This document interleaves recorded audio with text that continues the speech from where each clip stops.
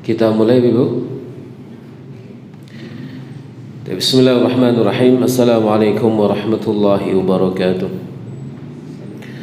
Innal hamdalillah nahmaduhu wa nasta'inuhu wa nastaghfiruh wa na'udzu billahi min shururi anfusina wa sayyiati a'malina. Man yahdihillahu fala mudilla lahu wa man yudlil fala hadiya lahu. Asyhadu an la ilaha illallah وحده لا شريك له وأشهد أن محمدا عبده ورسوله.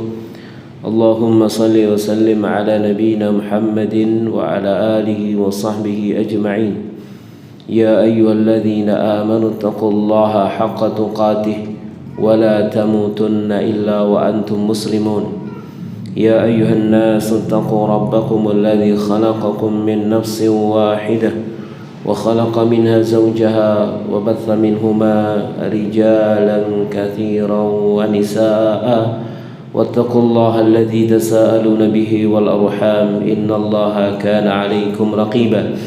أما بعد فإن أصدق الحديث كتاب الله وخير الهدي هدي محمد صلى الله عليه وعلى آله وسلم وشر الأمور محدثاتها وكل محدثة بدعة وكل بدعة ضلالة وكل ضلالة في النار.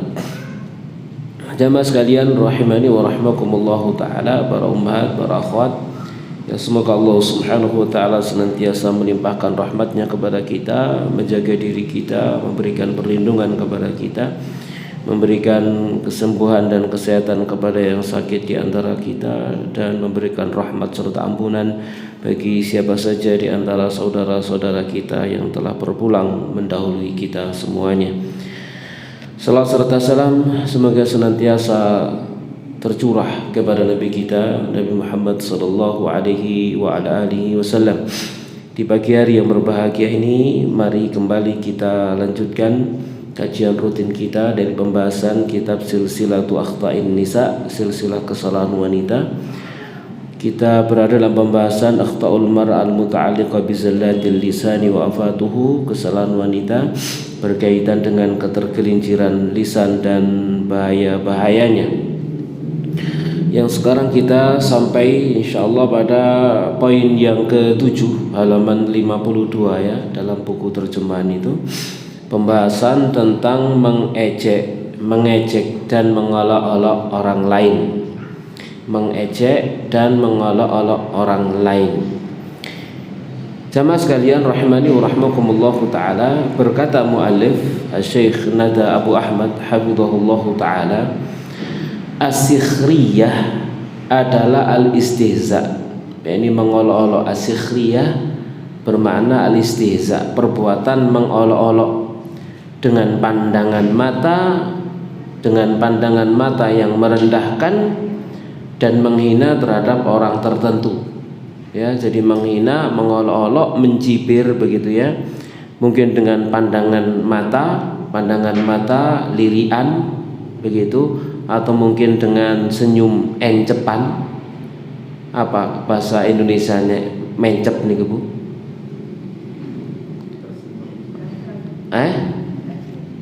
Mencep apa ya? Senyum sinis gitu nih. Oh, kira-kira ngono ya, dihencepi ya. Ono pengencepan enggak ono ya. Dengan penghinaan dan yang semacamnya, serta menyebut segala aib dan kekurangannya. Disebut aibnya, disebut kekurangannya dengan diribah dan yang semacamnya, sama saja dalam ucapannya secara vulgar misalkan ya, mengatakan dengan ucapannya atau dengan perbuatannya ya, atau mungkin rupanya ya, tampangnya, dan kadang bisa dengan perbuatan, perkataan, peniruan, isyarat, tulisan ataupun lukisan. Walhasil seseorang melakukan sesuatu ya, berbuat sesuatu dengan tujuan untuk menghina saudaranya, niatnya adalah mengolok-olok saudaranya, merendahkan saudaranya. Ini semua adalah perbuatan jamaah sekalian rahimani wa rahimakumullahu taala yang telah dilarang keras di dalam Islam. Bahkan Allah Subhanahu wa taala menurunkan ayat berkaitan dengan masalah ini dalam surah Al-Hujurat ayat yang ke-11.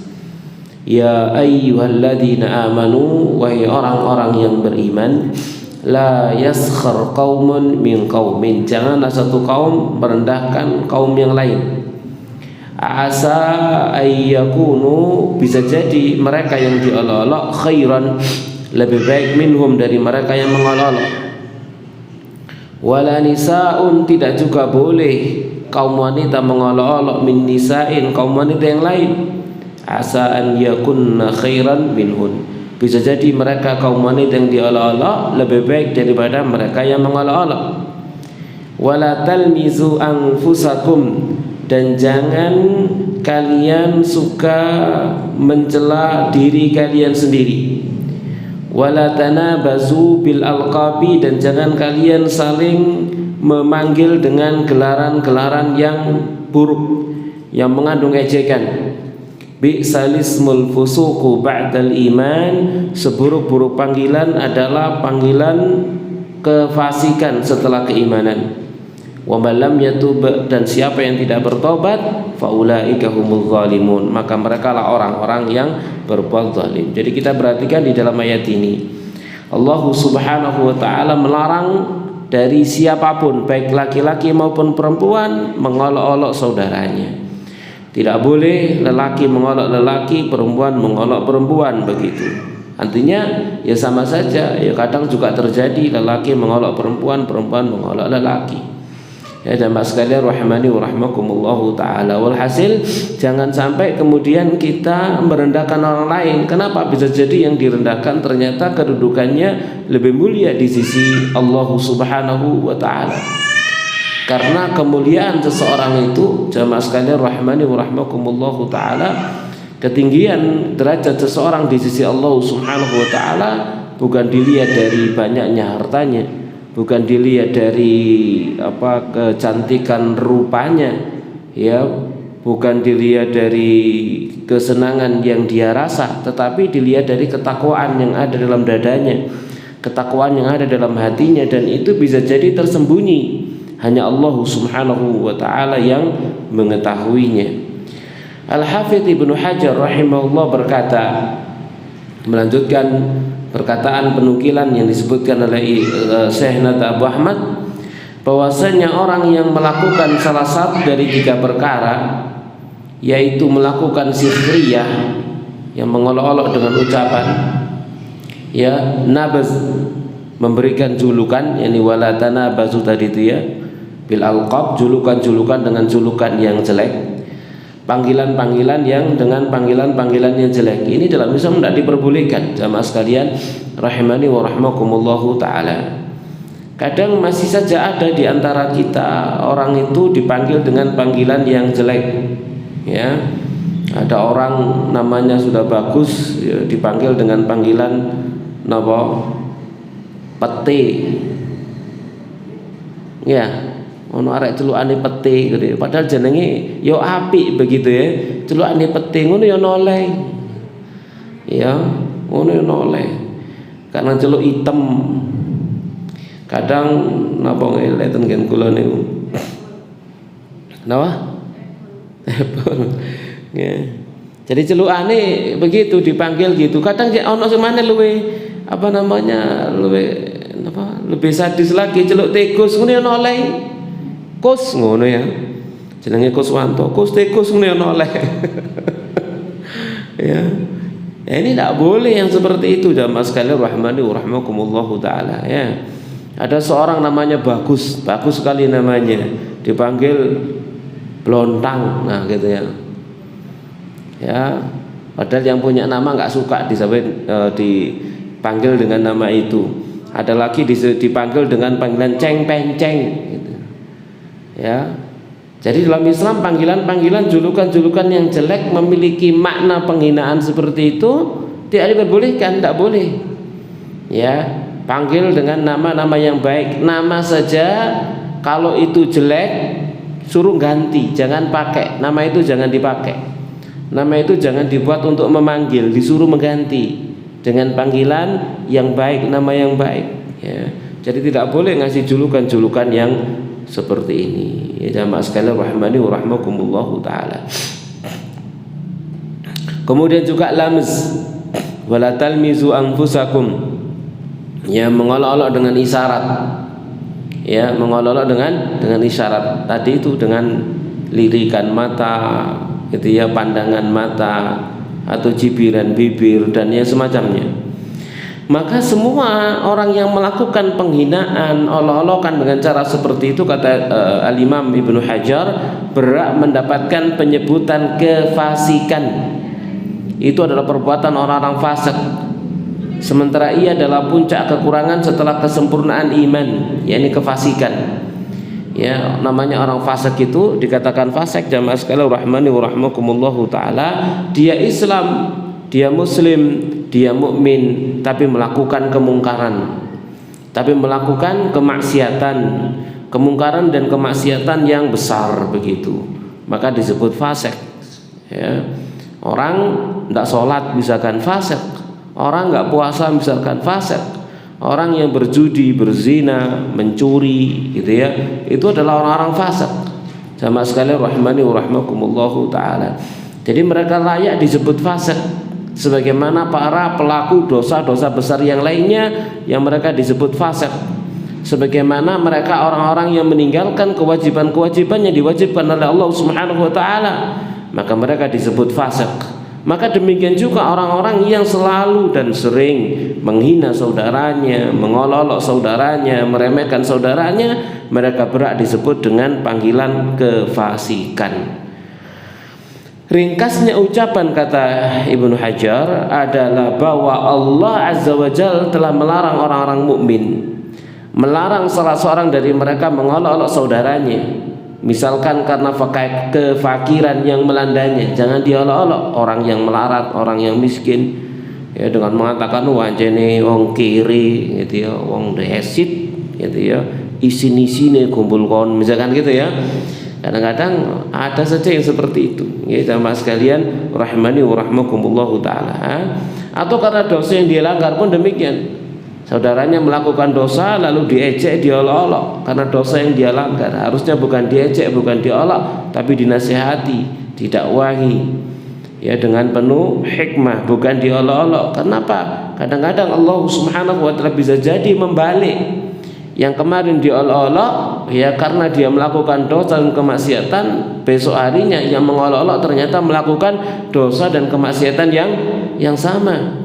Jadi kalau kita melihat saudara kita melakukan kemaksiatan, jangan mengolok-olok, jangan menghina, ya, justru harusnya minta perlindungan kepada Allah Subhanahu wa taala, jangan sampai terjerumus kepada perbuatan dosa yang sedang kita lihat yang dilakukan oleh saudara kita. Jangan mengolok-oloknya, ya, karena hati manusia itu baina asabi'ir rahman, ada di antara jari jemari Allah Subhanahu wa ta'ala. Jadi kewajiban kita mendakwahinya, menasihatinya, bukan dengan mengolok-oloknya, ya, bukan dengan menghinakannya, ya. Kita ingat ada seorang hafidh ahli Al-Quran, lalu dia disuruh mengimami tatkala dia ngimami baca surat Qul ya ayyuhal kafirun kok muter gak mari-mari begitu ya, keliru ya, padahal dia adalah seorang hafid ahli Quran.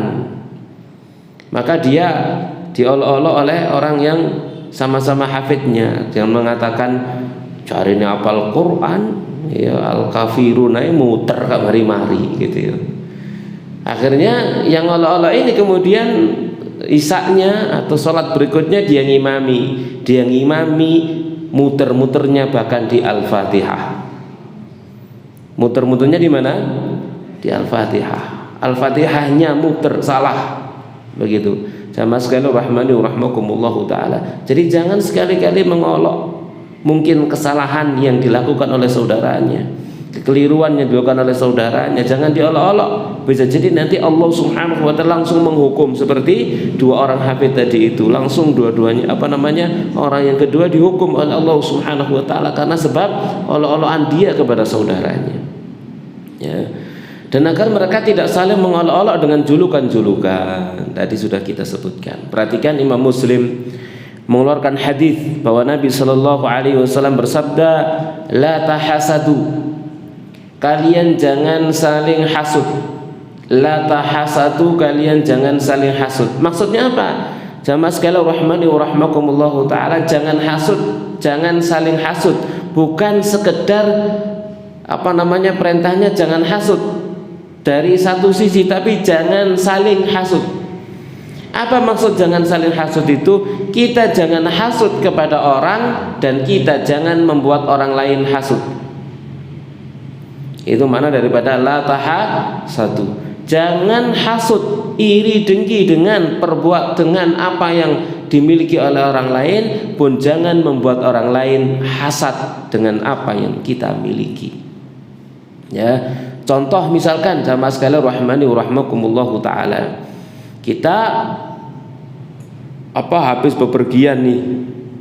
Biasakan kita habis bepergian bawa oleh-oleh. Kan gitu ya, bawa oleh-oleh. Ya. Kemudian tatkala kita ingin membagikan oleh-oleh itu kepada tetangga kita, enaknya di waktu siang atau di waktu malam, Bu? Kenapa, Bu? Biar yang tidak kita kasih nggak melihat begitu, gitu ya. Biar yang kita nggak mengasih, kecuali kalau misalkan kita mau ngasih dum-dum kuabe sak blok gitu ya, nggak masalah, terang-terangan, wong roto gitu ya. Tapi kalau ndak rata, yang paling berat menerima, yang paling berat kita dahulukan kan yang paling dekat rumahnya, paling dekat pintunya, yang berhadapan-hadapan. Kita ingin ngasih yang berhadapan-hadapan itu, maka di saat misalkan tidak ada yang lihat, tujuannya apa? Jangan sampai orang lain hasad. Jangan kita membuat orang lain hasad. Ya, dan kita sendiri jangan hasad. Misalkan seperti ini, misalkan kita yang jadi tetangga yang lain itu kita tahu yang sana dikasih sampai nggak dikasih, nggak perlu apa, Bu? Nggak perlu iri, nggak perlu hasad. Jangan saya punya pikiran kono tonggo dikei, lihat aku gak dikei, ditenono kon. Nah, itu ya. Ini nggak benar. Ya, kita harus pasang kudunya-dunyane dhewe dikekno sak karepe nang kono kan gitu ya. Dikasih sana ya memang miliknya sendiri, aku punya hak apa untuk arep-arepnya gitu ya.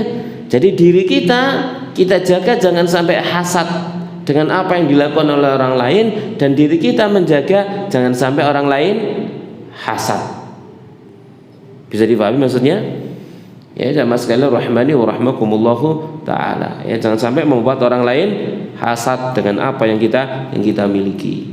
Ya, termasuk diantaranya dalam Islam agar kita tidak melakukan perbuatan hasad, tidak suka pamer dengan apa yang Allah Subhanahu wa taala berikan kepada kita dari nikmat-nikmat itu. Tidak kita pamerkan kepada orang yang misalkan dia tidak mampu untuk membelinya, misalkan ya, kita punya rezeki, kita beli sesuatu, lalu kita punya teman, kita punya saudara, kita punya tetangga gitu ya. Ya, maka tidak perlu untuk kita pamer-pamerkan kepada mereka. Bagian dari nikmat Allah Subhanahu wa ta'ala diberikan kepada kita yang bisa disembunyikan tentunya. Kalau yang tidak bisa disembunyikan, ya apa daya kan gitu ya. Beli mobil di sengit nanti dikesek agak kene ya. Ya itu sudah ya. Kalau ada yang hasad ya salah dewe kan gitu ya. Cuman apa yang bisa kita lakukan untuk menjaga orang lain agar tidak hasad, ya maka kita berupaya dan berusaha untuk menyembunyikan dan menghilangkannya. Ya jamaah sekalian rahimani wa rahmakumullahu taala. Makanya juga Nabi SAW menganjurkan, memerintahkan dalam masalah walimah saja tidak boleh membedakan mana yang kaya dan mana yang miskin. Kenapa? Agar tidak ada hasad di antara mereka. Ya, jadi misalkan bikin satu acara walimah, ya dibedakan, gitu ya. Ini kerabat dekat, ya kerabat dekat, teman sejawat, kolega di sini tempatnya, pakai prasmanan. Tetangga kampung di sana tempatnya pakai piringan, gitu ya. Kira-kira jari tonggo kampung ya napa Bu? Ya, segorawon, empal sak cuwil gitu ya. Ya, sampai menjeng separuh, kerupuk setengah gitu ya. Sementara di sana melihat, masya Allah, apa jadinya prasmanan, nono opo ini kalau misalkan, orang kampung hanya itu. Misalkan kira-kira seperti itu bikin hasad enggak Bu? Iya hasad, dan itu enggak boleh yang demikian. Tidak boleh dibedakan yang seperti itu. Jamaah sekalian, rahimani wa rahmakumullahu taala. Ya, la tahasadu. Jangan kalian berbuat hasad dan jangan kalian saling hasud, saling hasad. Wala tanajashu, kalian juga jangan saling mencela. Jangan saling mencela, balas-balasan mencela. Orang dicela balas mencela ya kan mari ini. Tidak akan pernah ada habisnya. Wala tabaghadu, kalian jangan saling membenci. Wala tadabaru, kalian jangan saling membelakangi. Wala yabi' ba'dukum ala bai'i ba'din, jangan menjual sebagian kalian atas jualan sebagian yang lainnya. Ya, misalkan dalam jual beli, ya sudah ditawar orang ya 100.000 ditawar sama dia 90.000, wis kate dikekno malah sebelahnya wis dolen nang aku tak kei 150. Dikasihkan yang mana Bu? 90 atau 50 Bu? 150. Nah itu yang salah siapa Bu? Yang salah siapa ini Bu? Yang nawar 150 tadi itu dia salah. Ini namanya dia telah membeli ya di atas jual beli saudaranya. Tidak boleh seperti itu. Jamaah sekalian rahimani wa rahmakumullahu taala ya. Wa kunu, dan jadilah kalian ibadallahi ikhwanan, hamba-hamba Allah yang bersaudara. Al muslimu akhul muslim, seorang muslim saudara muslim yang lainnya. Ya jadi harus bersaudara. Namanya bersaudara itu suka bagi saudaranya apa yang dia suka untuk dirinya sendiri. Ya jadi bersaudara, saling menjaga hati, saling menjaga perasaan begitu. Ya sampai ada kitab khusus judulnya adalah Mura'atul Masyair, menjaga perasaan. Ya, saling menjaga perasaan, ditulis oleh Syekh Shalih Munajjid. Ya hafizahullahu taala. Kitab yang bagus tentang membahas menjaga perasaan, bagaimana di dalam kehidupan Nabi sallallahu alaihi wasallam dan para sahabat mencontohkan tentang apa? Saling menjaga perasaan itu. Karena perasaan hati manusia ya itu ada yang lawam bawut, sangat lembut begitu ya. Ada yang gak ngerekenan, nah gitu ya. Ono sing ketemu sing gak ngerekenan, ono sing sangat perasa begitu ya. Nah itu kan semua harus diperhatikan dan masing-masing berhak untuk diperlakukan sesuai dengan apa yang layak baginya gitu. Ya, maka setiap muslim harus menjaga hal ini terhadap saudaranya. La yazlimuhu, dia tidak akan menzaliminya. Wala yakhdhuluhu, dia tidak akan menghinakannya. Wala yahqiruhu, dia tidak akan merendahkannya. tidak akan mendolimi saudara muslimnya, tidak merendahkan, tidak menghinakannya. Ini sikap daripada setiap muslim. Ya jamaah sekalian rahimani wa rahmakumullah. Lalu Nabi bersabda, at-taqwa hahuna, ketakwaan itu ada di sini. Wa yushiru ila sadrih, dan Nabi kemudian berikan isyarat kepada dada beliau, ya, taqwa hauna, taqwa hauna, taqwa hauna, salasa marat, 3 kali. Lalu Nabi bersabda, bihasbi mri'in minasyarr, cukuplah seseorang itu bagian dari keburukan, an yahqira akhahul muslima, dia merendahkan saudara muslimnya. Ini adalah sebuah keburukan tatkala seorang muslim merendahkan saudara muslimnya. Kullul muslimi 'alal muslimi haramun, setiap muslim atas muslim yang lainnya itu haram. Apanya yang haram? Damuhu, darahnya, wa maluhu, hartanya, wa irduhu, dan kehormatannya. Dan yang paling banyak mengganggu dan menyakiti seseorang itu adalah lisan. Ya, yang paling banyak menyakiti dan mengganggu orang lain itu adalah lisan. Lisan yang dilepaskan oleh seseorang dia tanpa memperhatikan perasaan orang lain. Makanya Nabi Shallallahu Alaihi Wasallam pernah bersabda, man yatman lima baina lahyaihi wa ma baina fakhidaihi atmanu lahul jannah. Siapa yang bisa menjamin untukku apa yang ada di antara dua rahangnya, yakni lisannya, omongannya, wa ma baina fakhidaihi au rijlaihi, dan apa yang ada di antara dua pahanya atau kakinya, yakni kemaluan, atmanu lahul jannah, ku jamin dia surga. Ya, menjaga lisan itu dijamin oleh Nabi Shallallahu Alaihi Wasallam dengan surga. Kenapa? Karena banyak orang itu dengan lisannya dia menyakiti kehormatan saudaranya, menyakiti hati saudaranya. Kalau sudah menyakiti hati saudaranya, tentunya itu berkaitan dengan hak anak Adam.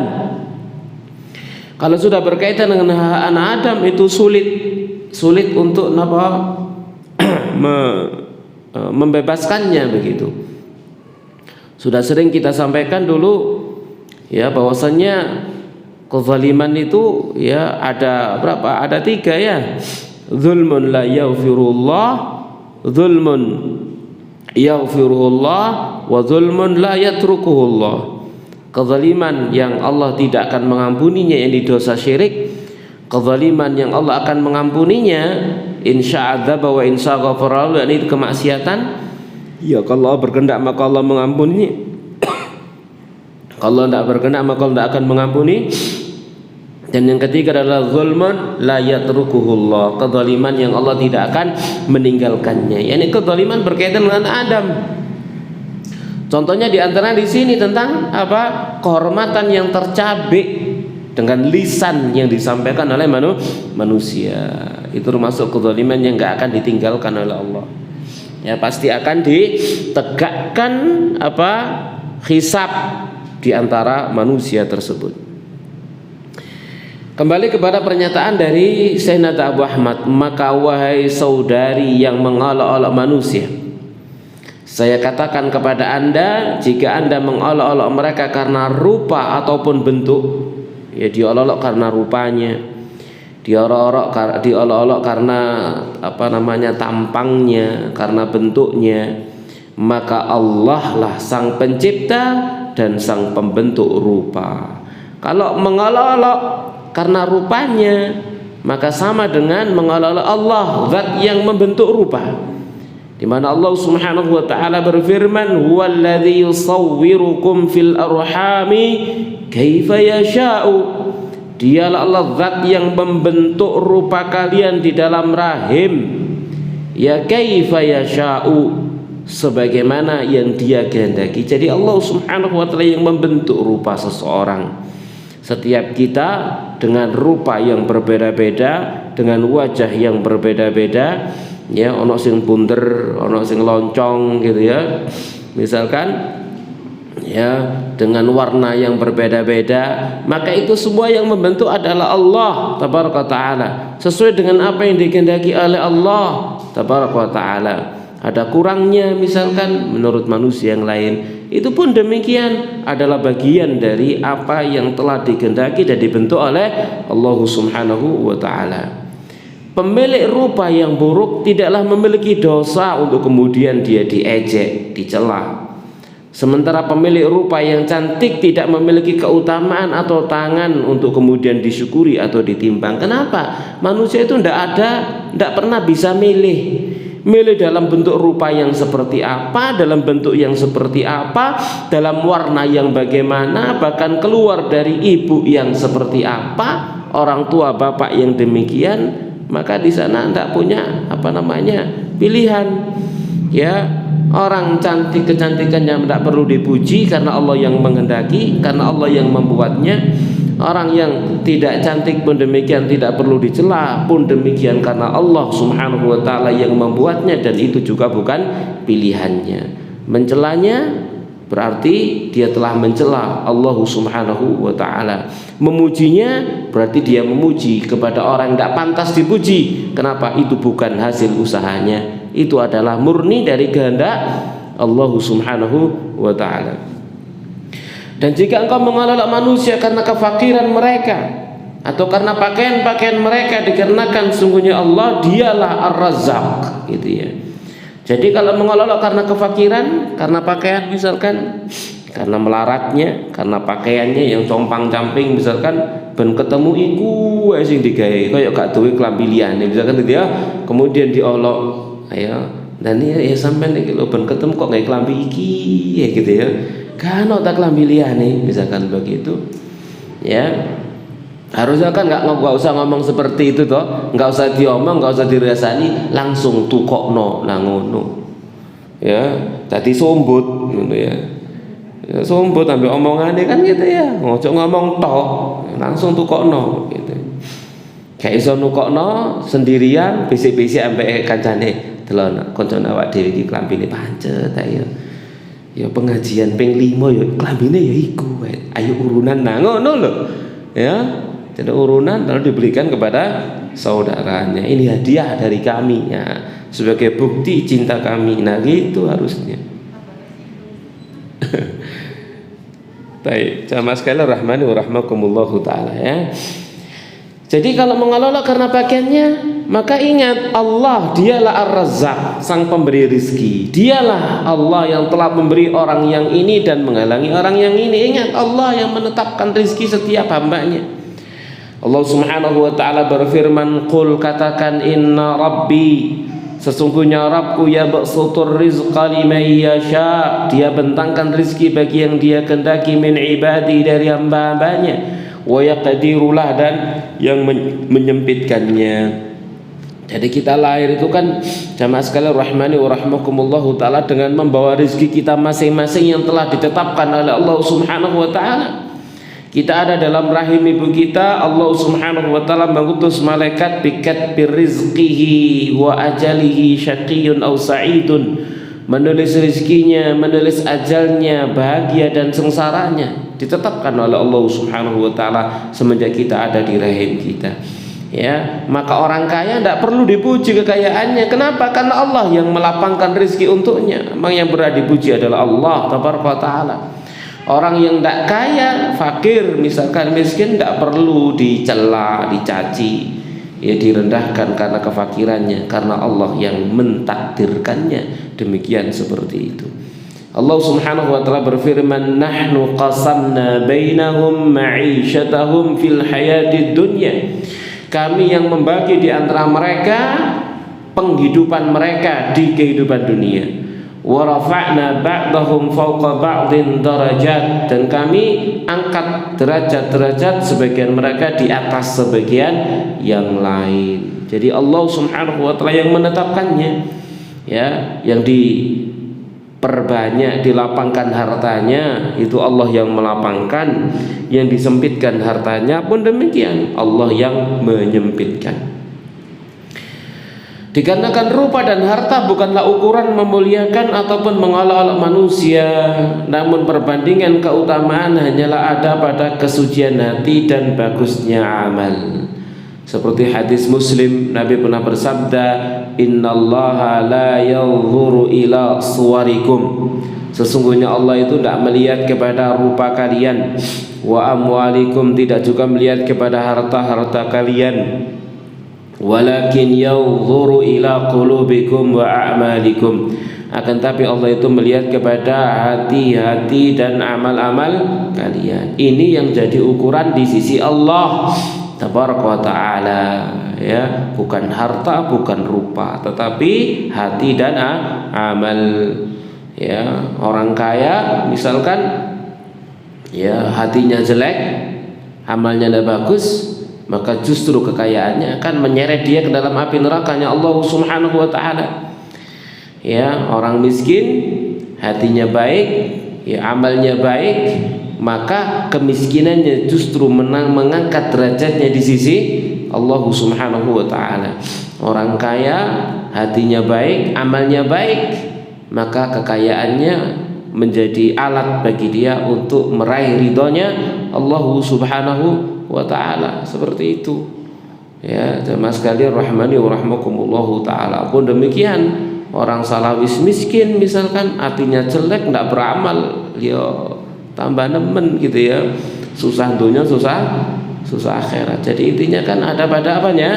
Hati dan amal perbuatan. Adapun rezeki itu sudah dibagi oleh Allah Subhanahu wa ta'ala.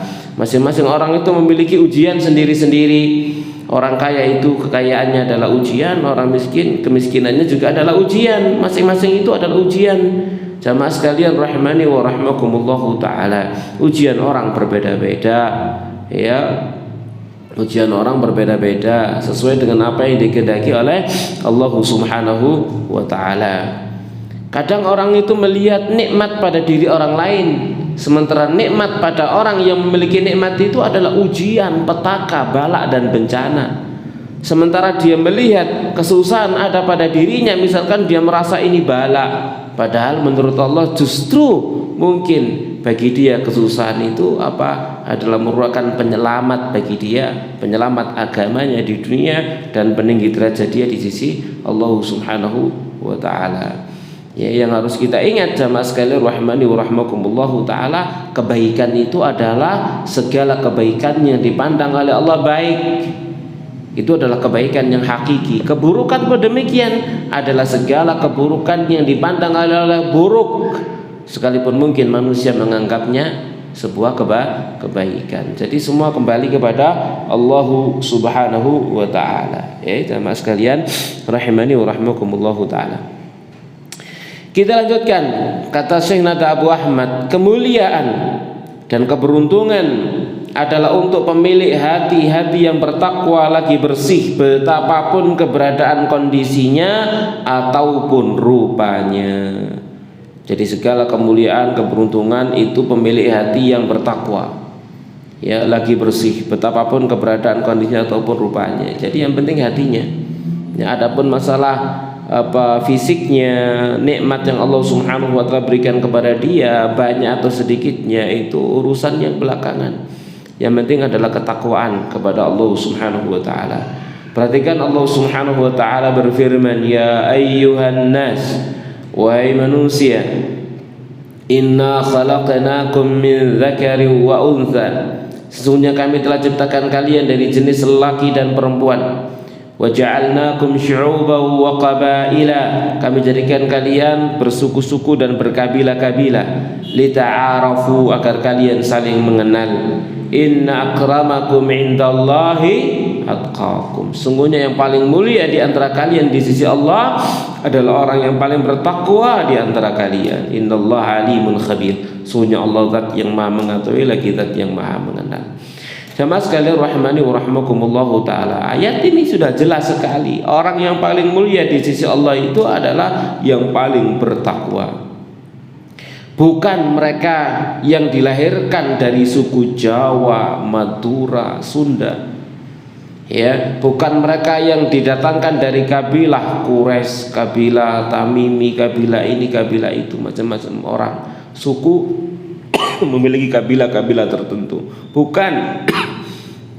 Ya, bukan mereka yang kulitnya kuning, kulitnya merah, kulitnya sawo mateng, hitam dan lain sebagainya. Itu bukan. Ya, tetapi apa? Yang paling bertakwa di sisi Allah Subhanahu wa taala. Itu intinya dalam kehidupan kita. Terakhir kata mu'alif, saya katakan kepada orang-orang yang mengolok-olok manusia, janganlah engkau mengolok-olok saudaramu lalu Allah menyelamatkan dia kemudian memberikan ujian kepadamu. Nah, ini yang tadi di antara contoh yang saya sebutkan. Ya, dia mengolok-olok saudaranya yang ngimami salah surat Al-Kafirun. Akhirnya dia langsung diuji oleh Allah Subhanahu wa taala, dia sendiri salah Al-Fatihah. Kan lebih parah toh salah Al-Fatihah daripada salah Al-Kafirun. Kita perhatikan, adalah Amr bin Surahbil rahimahullah, dia berkata, "Lau ra'aitu anna rajulan yarda'u anzan." Seandainya aku melihat seorang lelaki menyusu pada seekor kambing betina, langsung nyusu, kira-kira lucu nambahan Bu? Ya. Fadhahiktu, lalu aku tertawa, minhu karenanya, la khasyitu an usna'a mislal ladzi yasna', maka pastilah aku khawatir aku akan diperlakukan seperti yang dia lakukan. Kalau aku mentertawakan dia sekarang, aku khawatir nanti suatu ketika aku ditertawakan oleh orang dengan cara yang sama, nyusu langsung kepada seekor kambing. Ya, kata Surahbil. Jadi hati-hati kita dari mentertawakan orang. Ya, hati-hati kita dari mentertawakan orang. Karena apa? Bisa jadi kita nanti akan ditertawakan dengan cara yang sama. Bahkan adalah Abdullah bin Mas'ud radhiyallahu anhu pernah berkata, semenunukil oleh Imam Al-Qurtubi, al-bala'u muwakkalun bil amal. Bala, bencana itu diserahkan kepada amal. Lau sakhartu min kalbin la khasyitu an uhawwala kalban. Andai aku mengolok-olok anjing, aku khawatir akan dirubah jadi anjing. Ya. Jadi jangan mengolok-olok, hatta mengolok-olok ya, hewan, begitu ya. Maka jika engkau melihat seorang manusia mendapat ujian bala, maka bertahmidlah, memuji Allah, dan rahmatilah orang yang terkena ujian daripada kemudian mengolok-oloknya lalu kemudian Allah menyelamatkan dia dan memberikan ujian kepada Anda. Dijelaskan dengan kita membaca apa? Alhamdulillahilladzi afani mimma batalaka Allahu. Itu ya. Jadi segala puji bagi Allah yang telah memberikan aku afiat, keselamatan dari apa yang Allah Subhanahu wa taala menguji kamu. Kan begitu ya, diantaranya kita membaca tahmid seperti itu, memuji Allah Subhanahu wa taala, bukan kemudian mengolok-oloknya. Demikian jemaah sekalian rahimani wa rahmakumullahu taala. Sebelum kita masuk ke poin yang ke-8, ada pertanyaan Ibu-ibu? Nggih.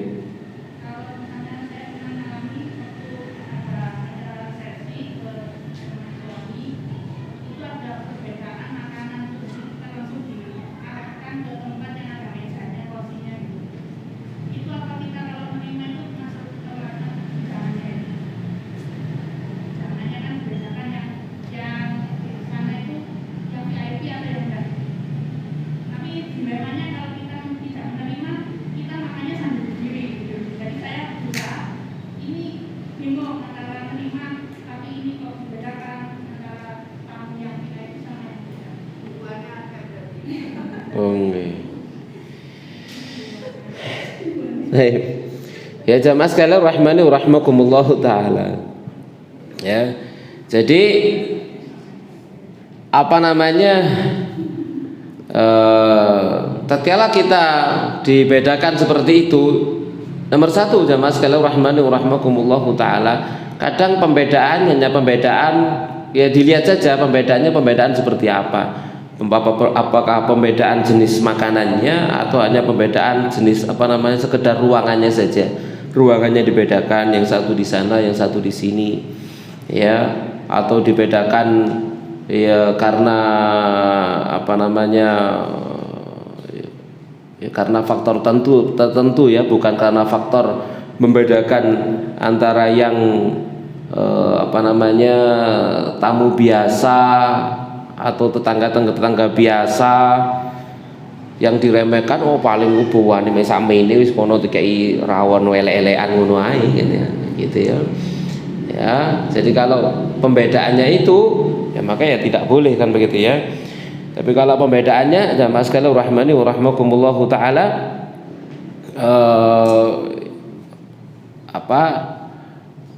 undangan-undangan khusus seperti itu ya. Kan biasa misalkan ada undangan khusus kerabat dekat ya, nanti di sini biar mereka enak makannya ya. Biar mereka enak makannya, keluarga ada di sini sama dengan keluarga yang lain ya. Kalau campur dengan yang lain misalkan ya kadang-kadang masih kurang enak ya. Maka kalau yang seperti itu ya nggak ada masalah ya. Mungkin makanannya juga sama saja, cuman tempatnya yang berbeda ya, tempat yang berbeda. Tapi kalau kita lihat misalkan perbedaannya terlalu drastis, dilihat nah ini kok dibedakan apa namanya, benar-benar dibedakan ya, maka kita mending lebih memilih bersama dengan apa, kebanyakan orang wis aku di sini sama teman-teman yang lain begitu ya, demi menjaga apa perasaan teman-teman yang lainnya. Jamaah sekalian rahimani wa rahmakumullahu taala. Dan juga diperhatikan kalau misalkan di tempat yang disediakan ternyata gak ono lungguhe ya, maka kita memilih tempat yang ada duduknya. Ngapain ya ikut makan maroto standing party tau apa nih istilahnya ya, mangan ambek ngadeg, ngombe ambek ngadeg ya, itu menyelisih apa syariatnya Allah Subhanahu wa taala. Maka kita pilih tempat yang ada duduknya ya, minta maaf kepada tuan rumah, nggak saya di sini aja duduk ya, sunnah Nabi makan sambil duduk ya, termasuk pelanggaran tatkala seseorang makan dan minum sambil berdiri.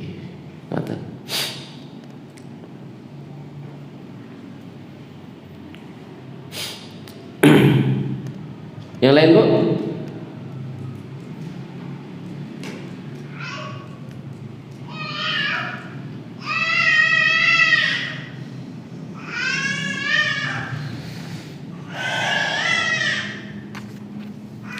Kita lanjutkan poin yang ke-8. Tidak menepati janji atau menyelisih janji, tidak menepati janji. Ini juga termasuk kesalahan lesan yang berikutnya, tidak menepati janji. Dan menyelisih janji adalah merupakan tanda-tanda nifak. Ya. Ini termasuk tanda-tanda nifak. Al-Bukhari, Muslim meriwayatkan, di situ disebut riwayat Bukhari ya, kalau saya berikan apa namanya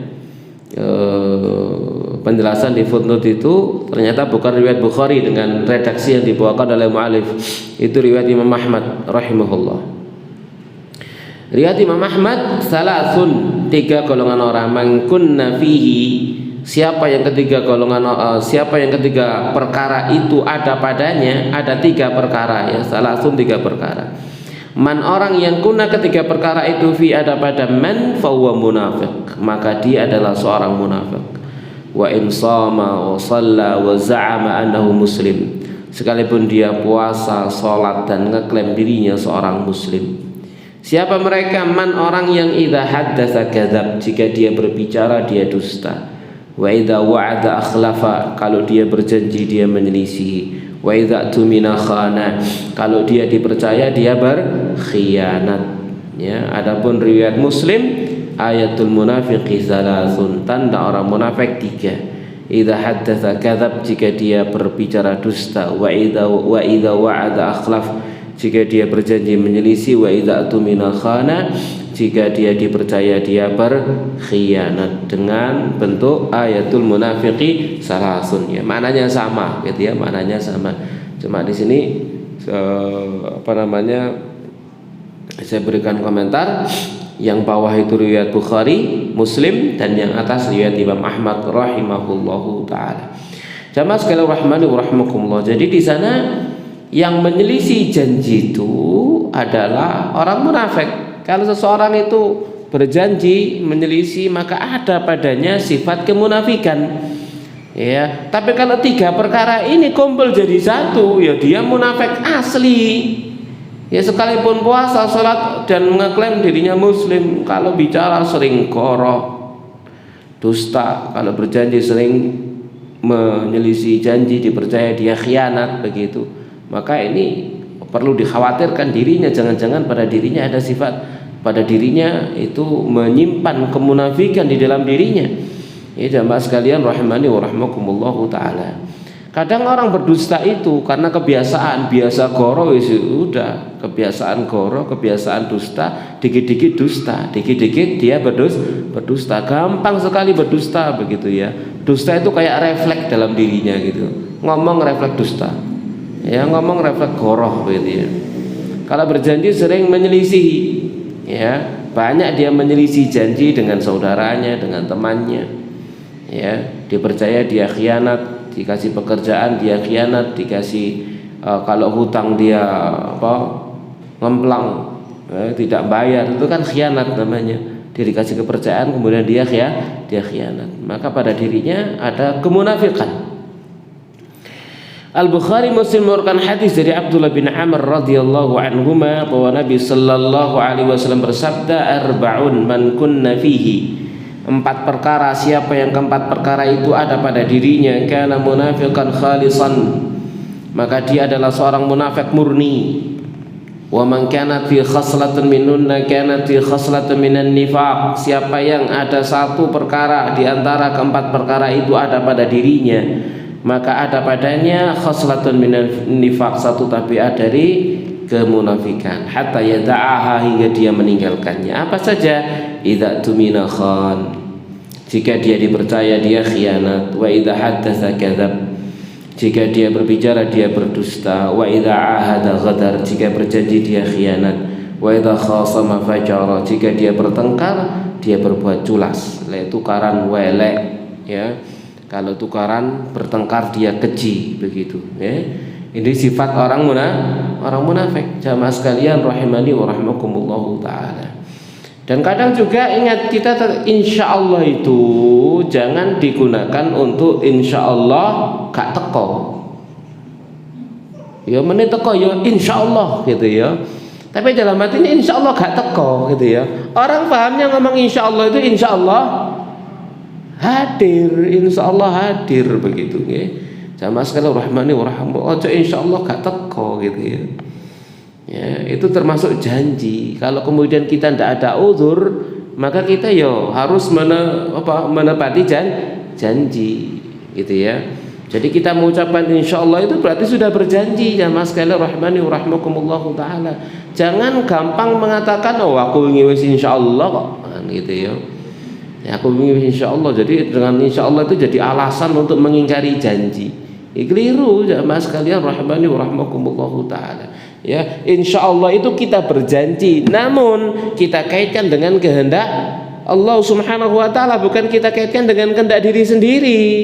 Artinya kalau ada uzur, memang uzur datang dari Allah Subhanahu wa taala, ya kita apa boleh buat, mohon maaf. Tapi kalau nggak ada uzur, jangan pernah mengatakan aku ini ngomong insyaallah gitu ya.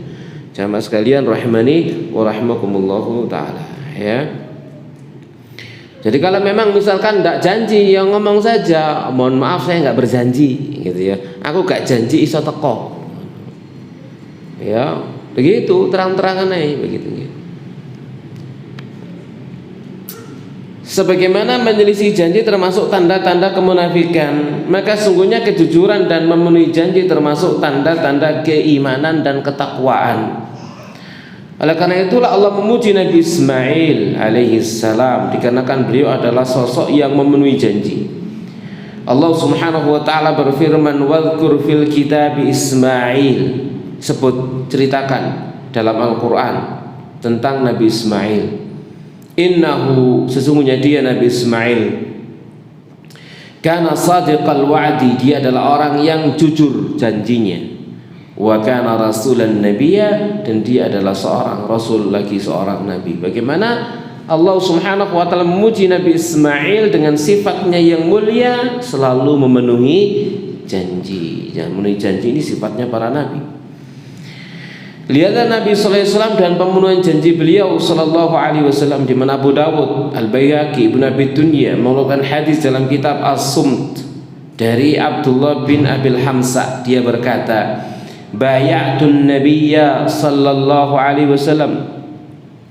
Aku membaiat Nabi sallallahu alaihi wasallam bibai'in, dengan satu baiat, qabla an yub'ats, sebelum beliau diangkat jadi nabi. Wa baqiyat lahu baqiyatun, lalu tersisalah untuk beliau suatu sisa pembayaran. Ya. Oh, kok baiat sih nggih? Baiat atau aku jual beli nggih? Bibai'in dengan jual beli. Sebelum nabi itu diangkat jadi nabi. Lalu tersisa bagi beliau satu sisa pembayaran. Fa wa'adtu an atiyahu biya fi makani. Lalu saya berjanji kepada beliau untuk mendatangi beliau dengan sisa pembayaran itu di tempatnya. Fanasitu, lalu aku lupa. Tsumma dzakartu ba'da tsalah, lalu aku ingat setelah 3 hari. Fajitu, lalu aku datang, fa idza huwa fi makani. Ternyata Nabi ada pada tempatnya. Nunggu sampai selama berapa? 3 hari. Faqala, lalu Nabi bersabda, ya fatan, hai pemuda, laqad syaqqaqta alayya, engkau telah membuatku susah. Ana hahuna mundu salas, aku di sini sudah 3 hari.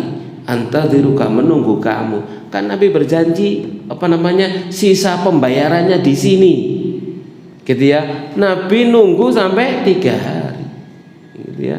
Ini menunjukkan apa? Sifat amanahnya siapa?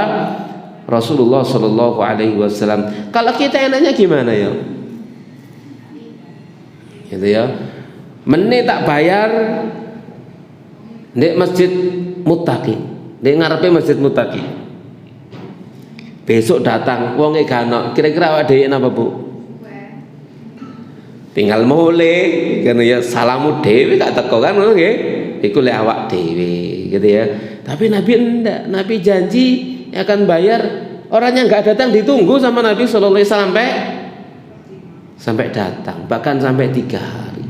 Ya, tidak, hal ini tidak menunjukkan melainkan kesempurnaan akhlak beliau.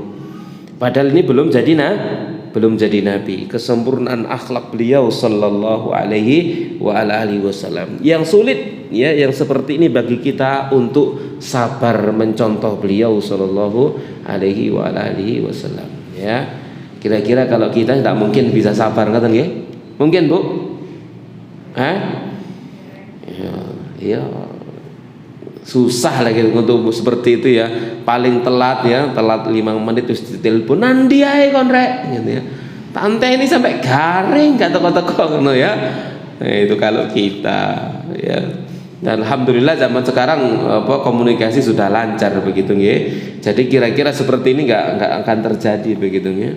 Kita akan menelponnya, kena wonge, nek bojone, kena anake kan gitu ya. Wis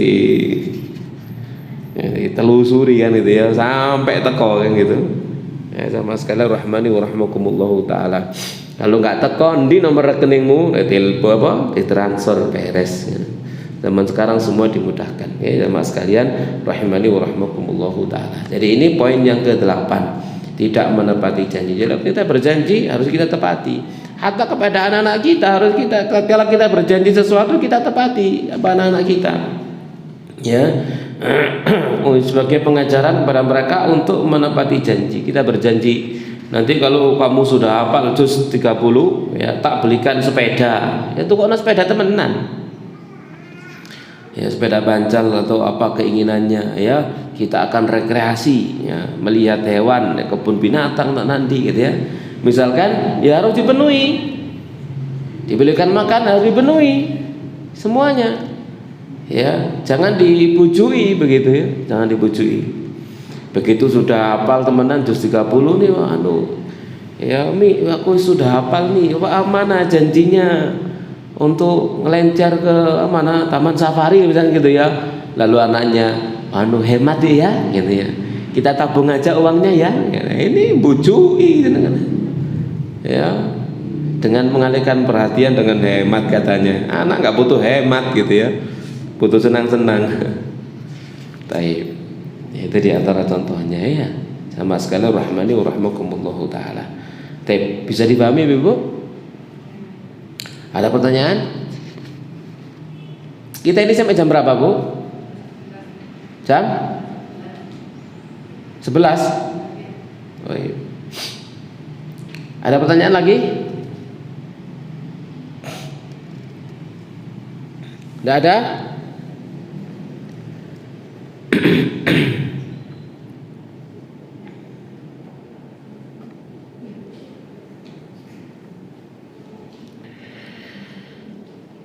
Tidak ada, kita lanjutkan dengan poin yang ke-9. Qadzaf, menuduh zina. Definisi dari qadzaf adalah dikatakan qadzafa bil hijarah, yaitu ramabiya, melempar dengannya, melempar dengan batu. At-taqadzuf maknanya adalah saling lempar. Ini diawali oleh mu'allif dengan dari sisi lugah bahasa.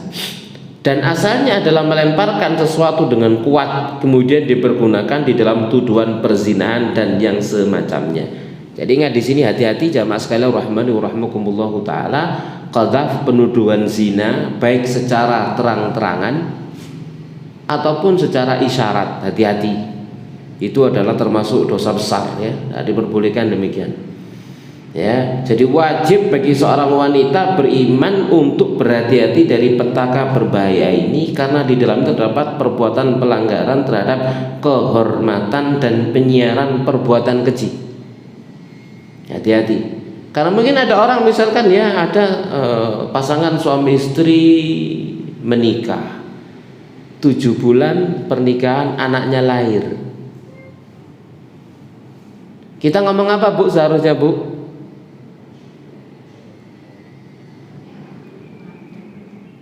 Halo, prematur kan ngono. Dia ojo sampai ngomong 7 bulan nikah anake lahir, ojo. Nah, ojo iki termasuk napa Bu? Tuduhan zina. Tidak boleh seperti itu. Haram. Ya, perbolehkan kita mengungkapkan hal itu. Andai kata pun iya, maka itu perkara yang harus ditutupi, bukan perkara yang boleh untuk dibuka. Ya, bukan perkara yang boleh untuk dibuka. Perkara harus ditutupi rapat-rapat. Ya, jamaah sekalian rahimani wa rahmakumullahu taala. Tidak boleh itu dibuka, tidak boleh disiarkan, tidak boleh dijadikan sebagai bahan pembicaraan. Kenapa? Hal itu termasuk qadzaf, penuduhan zina. Ya, sekalipun tidak terang-terangan, dan ini adalah pelanggaran terhadap kehormatan seseorang ya, dan ini adalah perbuatan keji ya. Allah Subhanahu wa taala berfirman, perhatikan dalam surah An-Nur ayat 23 sampai dengan 24. Innal ladzina yarmunal muhsanati, sesungguhnya orang-orang banyak yang mereka menuduh, melemparkan tuduhan zina kepada al-muhsanat, wanita yang baik-baik, menjaga diri, al-ghafilat, yang lalai dari berbuat kemaksiatan, al-mu'minat, lagi mereka beriman kepada Allah. Maka mereka yang menuduh zina ini lu'inu, mereka dilaknat fid dunya wal akhirah, di dunia dan di akhirat. Walahum adzabun azim, dan bagi mereka ada azab yang berat, yang besar, yang agung. Wah, ini dilaknat oleh Allah Subhanahu wa taala di dunia dan di akhirat. Lu'inu, mereka dilaknat. Jadi ancaman besar bagi mereka yang menuduh zina. Jamaah sekalian rahimani wa rahmakumullahu taala. Yauma tasyhadu alaihim, yakni pada hari bersaksi atas mereka alsinatuhum, lesan-lesan mereka, wa aidihim, dan tangan-tangan mereka, wa arjulum, dan kaki-kaki mereka, bima kanu ya'malun, dengan apapun yang dulu pernah mereka perbuat. Jadi hati-hati jamaah sekalian rahimani wa rahmakumullahu taala. Tidak boleh kita serampangan, gegabah ya, menuduh orang lain dengan tuduhan-tuduhan perzinahan, tidak diperbolehkan. Jamaah sekalian rahimani wa rahimakumullah taala. Ya tadi itu baik secara langsung maupun secara isyarat. Allah Subhanahu wa taala berfirman, "Walladzina yarmunal muhsanat," dan orang-orang banyak yang mereka menuduh wanita baik-baik yang menjaga diri, "tsumma lam ya'tu bi arba'ati syuhada," lalu mereka tidak bisa mendatangkan 4 orang saksi, "fajliduhum," maka cambuk mereka 80 jaldah, 80 kali cambukan. Hukuman mereka 80 kali cambukan. Nuduh zina tanpa mendatangkan 4 orang saksi, dia dicambuk 80 kali cambukan. Wala taqbalu lahum syahadatan abadan, jangan kamu terima untuk mereka satu persaksian pun selamanya. Maka persaksian mereka dicabut, enggak diterima lagi selama-lamanya. Wa ulaika humul fasiqun, maka mereka lah orang-orang fasik. Ya. Jadi jamaah sekalian rahmani wa rahmakumullah taala, ini perkara besar. Bahkan dalam hadis Nabi sallallahu alaihi wasallam, hadis Bukhari Muslim, dari sahabat Abu Hurairah radhiyallahu taala anhu, Nabi sallallahu alaihi wasallam bersabda, "Ijtanibu as-sab'al mubiqat." Jauhi oleh kalian 7 perkara yang membinasakan. Membinasakan di dunia, membinasakan di akhirat, lebih utama lagi. Qalu ya Rasulullah wa ma hun, apa mereka perkara yang membinasakan itu ya Rasulullah? Qal asyirku billah, mensekutukan Allah. Yang kedua wasihru, sihir. Yang ketiga wa qatlun nafsil lati harramallahu illa bil haqq, membunuh jiwa yang Allah haramkan tanpa hak. Wa aklur riba, makan riba. Wa aklu malil yatim, makan harta anak yatim. Wa tawalli yaumaz zahfi, lari dari medan perang. Wa qadhful muhsanatil mu'minatil ghafilat, dan menuduh zina wanita baik-baik yang beriman lagi lalai dari perbuatan keji. Ini termasuk perkara di antara 7 perkara yang membinasakan, jamaah sekalian rahimani wa rahimakumullahu taala. Jadi kita harus hati-hati. Ya, hati-hati di sini. Kata mu'alif, perhatikan, cukuplah seorang muslimah membaca ayat-ayat ini dan hadis ini agar mengetahui betapa buruknya tuduhan zina dan hukuman keras atasnya di dunia dan akhirat, hingga dia berhenti, menahan diri dan meninggalkan perbuatan memakan kehormatan manusia dengan lisannya. Ya, jadi hati-hati dengan lesan kita. Orang ya, karena fenomena di zaman kita saat sekarang ini, jamaah sekalian rahimani wa rahmakumullah, ya fenomena hal itu sering terjadi ya zaman kita saat sekarang ini. Ya, kemudian pihak keluarga misalkan sudah menyembunyikannya, ya sudah, mereka menyembunyikannya, kita ikut menyembunyikan. Ya, kita ikut menyembunyikan aib itu. Ya. Jangan kemudian kita mengolok-oloknya. Kalau kita mengolok-olok, tadi pembahasan di awal, khawatir Allah menghukum dengan apa? Waliyadzubillah, gitu ya, dari keluarga tertimpa musibah yang seperti itu. Ya, jadi ya itu fenomena di masyarakat kita, hal itu sering terjadi. Ya, karena jauh dari Al-Quran, jauh dari bimbingan, jauh dari lingkungan yang Islami, yang agamis, ya, akhlak tak tertata, pergaulan seperti ini di sekolah campur baur laki dan perempuan, pergaulan di sana sini dan lain sebagainya, terjadilah apa yang terjadi.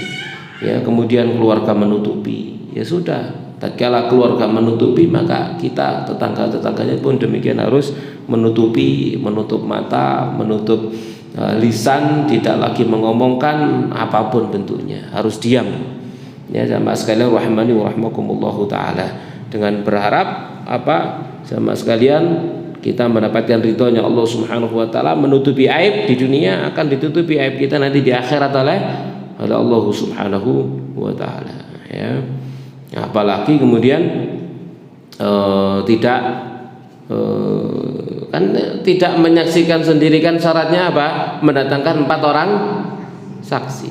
Nah, kalau tidak mendatangkan 4 orang saksi, ya maka akan dicambuk begitu.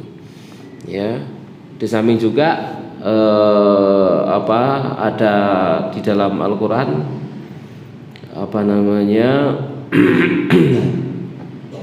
orang hamil dan menyusui selama salasuna syahra. 30 bulan. 30 bulan itu berapa tahun, Bu?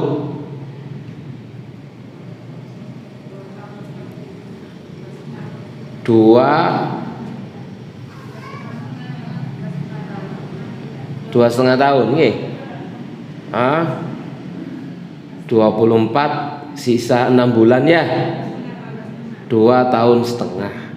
Menyusui sama hamil 2,5 tahun. Menyusuinya 2 tahun, hamilnya 6 bulan.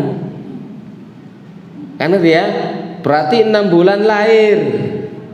Menyusuinya 2 tahun. Salasuna syahra. Ya, makanya di dalam fikih itu jamaah sekalian rahmani wa rahmakumullahu taala ya, misalkan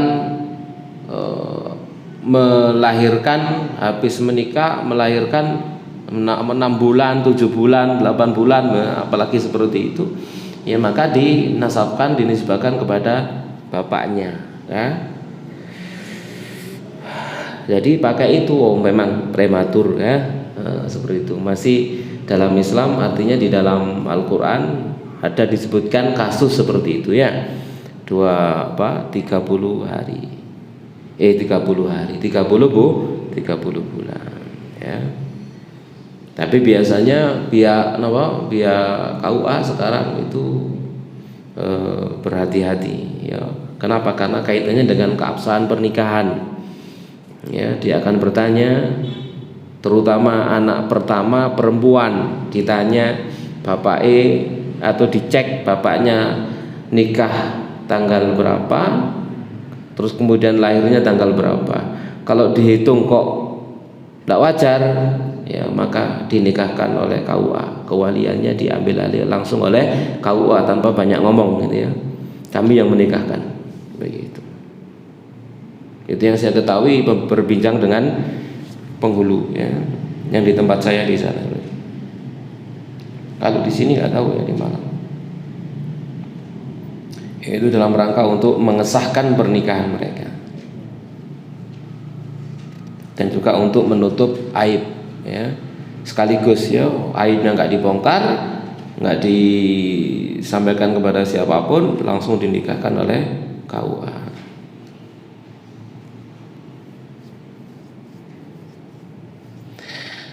Baik, ada pertanyaan Ibu?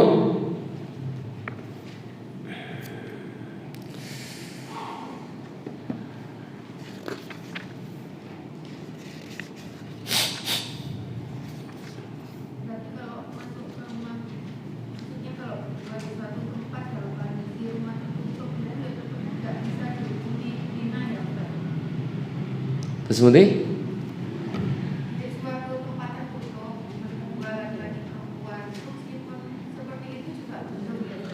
Iya, belum tidak boleh disebut berzina gitu ya. Terjadi di zaman Umar bin Khattab radhiyallahu taala anhu. Ada 4 orang didatangkan atas tuduhan zina kepada laki dan perempuan. 1 orang saksi ditanya, "Kamu melihat sendiri dia berzina?" "Iya." Ya, dengan penuh yakin, iya, mantap ya. Sampai kamu melihat timba masuk sumur, pakai bahasa kiasan begitu ya. Iya.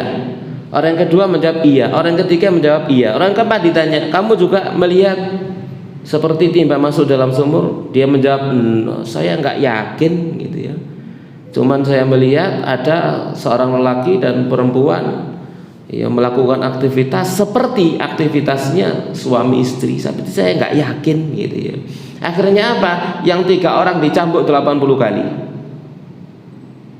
Yang dituduh zina selamat, yang bersaksi 3 orang dengan ternyata orang yang keempat ini tidak yakin ya, maka justru mereka dicambuk 80 kali masing-masing gitu ya. Jadi tuduhan perzinahan itu melihatnya langsung gitu ya, dan jelas ya melakukan perzinahan, bukan asumsi. Bukan apa? Asumsi lanang wedok masuk ke tempat tertutup ya asumsi ini zina, ya enggak. Itu asumsi seperti itu maka tidak diterima di dalam Islam, kecuali keduanya ngaku. Kamu ngapain di dalam? Ya zina. Nah ya wis, enggak perlu saksi kalau gitu ya. Wong ngaku. Tapi kalau enggak ngaku enggak zina kok gitu ya. Mek ngobrol tok. Misalkan macam itu ya enggak bisa. Oh iya, ngerjain PR kerja kelompok gitu.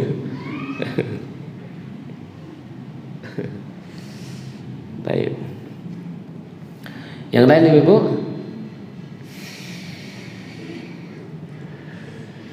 Nggih.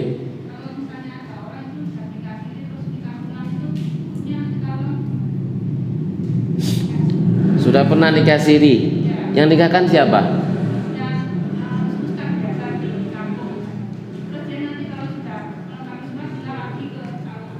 Enggak, yang nikahkan siri di awal itu ada walinya. Oh ya. Yang penting ada walinya. Artinya kan atas persetujuan wali gitu ya. Wali yang menikahkannya. Apakah secara langsung dia dengan dia yang mengadakan akadnya, atau melalui perwakilan diwakili oleh orang yang dia tunjuk, misalkan kiainya atau siapa gitu ya. Maka nikah siri ya nikah sah asli, nikah nikah yang sah dalam Islam, nggak ada masalah. Cuman gak ono surate kan gitu ya.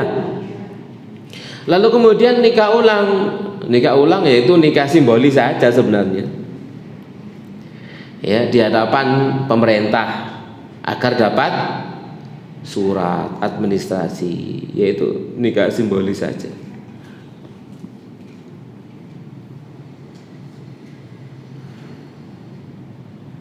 Ya sebenarnya nikah yang kedua tidak perlu begitu ya.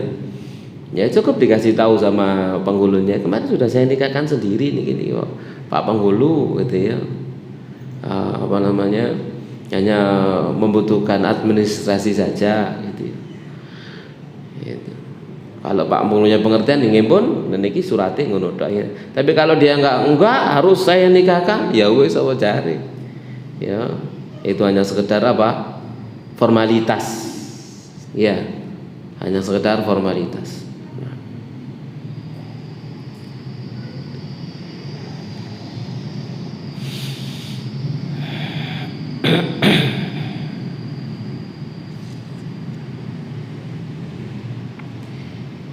Yang lain Ibu?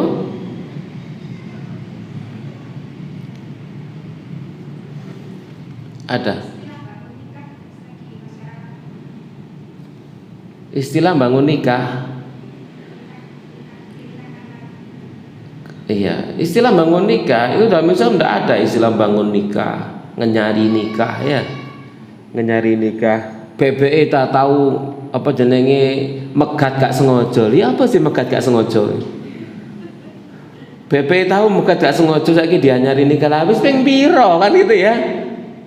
Nah, sudah berapa kali? Kalau sudah 3 sampai 3 kali masuk bangun nikah bentahun bangun nikah. Habis megat ping piro ya. Ya. Jadi itu tidak ada dalam Islam istilah bangun nikah, nyari nikah ya, lalu diakadkan lagi, diulang lagi. Dengan alasan barangkali selama setahun itu pernah megat nggak sengaja gitu ya. Ini keliru besar. Ya rujuk itu misalkan terjadi gitu ya, rujuk itu kalau masih di masa iddah itu tanpa akad nikah.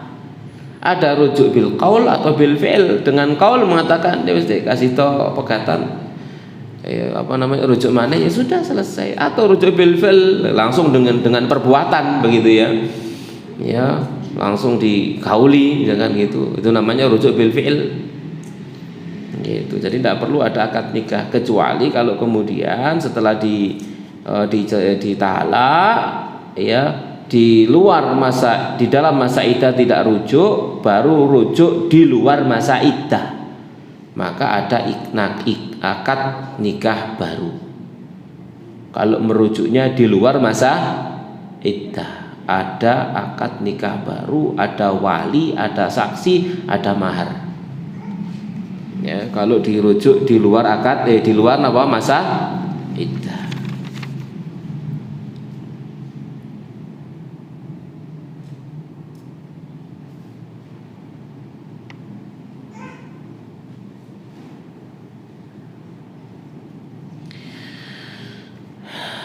Ini pertanyaan, apa Ustaz, bagaimana apabila kita tinggal dengan seorang yang terang-terangan maksiat seperti telepon dengan non mahram? Apabila kita tidak menasihatinya, apakah kita berdosa? Dan bagaimana apabila kita sudah mengingkari tapi tidak dihiraukan? Tidak mas sekalian rahmani wa rahmakumullahu ta'ala. Ya, namanya amar ma'ruf nahi munkar itu, ya, apa dalilnya? Man ra'a minkum munkaran falyughayyir biyadihi. Siapa yang melihat kemungkaran maka silakan merubah dengan tangannya. Siapa yang merubah dengan tangan? Langsung diambil lemponya, dibanting begitu. Siapa yang boleh seperti itu? Ya bapaknya. Bapaknya melihat anaknya telepon besok banduk sama fulan pak. Siapa itu? Gendaan pak. Langsung banting HP-nya. Itu boleh kalau itu bapaknya. Kakaknya boleh dengan tangan. Ya kenapa? Itu ada di kewaliannya. Jadi seorang wali, bapak, orang tua, ya harus dengan tangan, dengan kekuasaannya, dengan kekuatannya, begitu. Ya dengan kekuasaannya, dengan kekuatannya diambil, ya, langsung dihentikan. Ya kemudian dinasihati dengan lisannya, dengan apa begitu ya. Ya, dia gunakan kekuasaannya, dia gunakan kekuatannya. Ya. Kalau dia tidak bisa dengan lisannya, dengan kekuatannya, dengan tangannya, maka dengan lisannya. Ya siapa ya temannya. Jadi dinasihati. Ya, dia melihat temannya lagi asik ya, bercengkrama dengan teleponnya dan sebagainya, dengan yang bukan mahramnya dan seterusnya, ya maka dinasihati, ya dinasihati, perbuatanmu itu mengarah kepada perbuatan zina, la taqrabuz zina, kamu jangan mendekati perbuatan zina. Ya zina itu bertahap. Ya al ainani tazniyani, dua mata itu berzina dengan melihat.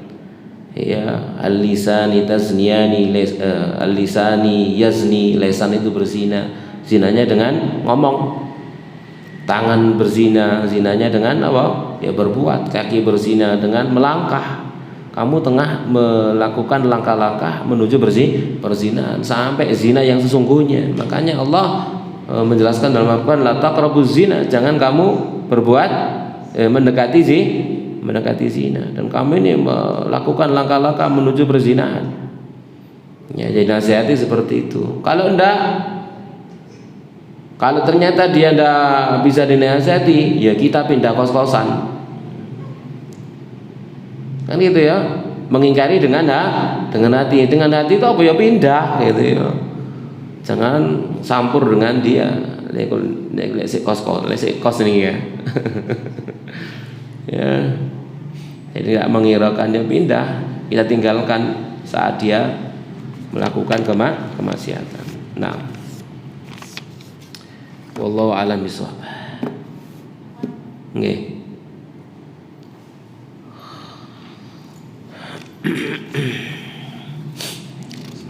Jika seorang curhat tentang masalah ke saudaranya, lantas saudaranya pergi ke dukun untuk membantunya, apakah seorang curhat tersebut ikut berdosa juga? Loh, makanya kalau curhat itu pele-pele.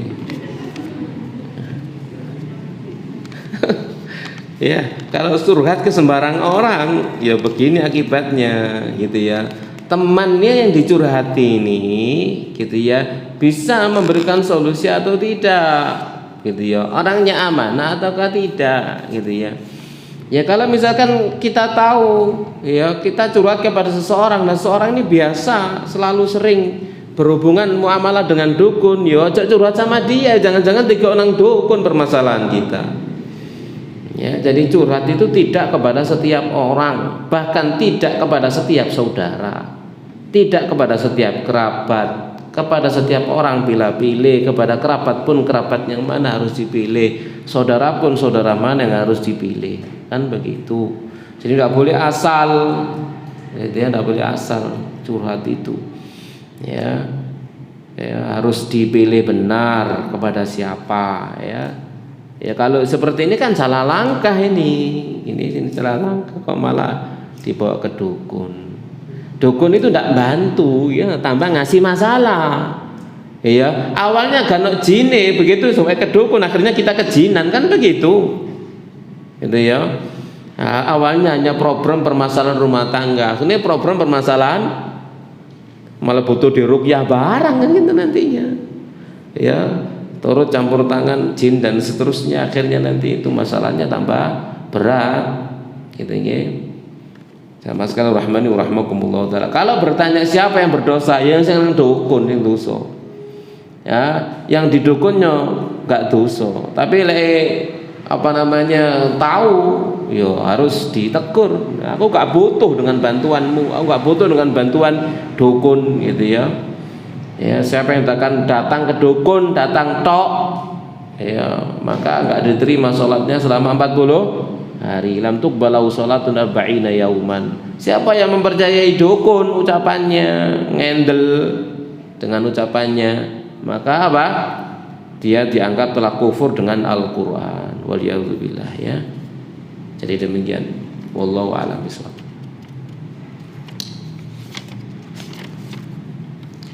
Sampun cukup Ibu-ibu. Cekap nggih, insyaallah pertemuan berikutnya kita akan lanjut dengan pembahasan yang lain. Semoga apa yang kita bacakan bermanfaat untuk kita semuanya. Amin ya rabbal alamin. Kita akhiri wassallallahu ala nabiyina Muhammadin wa ala alihi washabihi ajmain. Subhanakallahumma bihamdik asyhadu an la ilaha illa anta astaghfiruka wa atubu ilaik. Wassalamualaikum warahmatullahi wabarakatuh.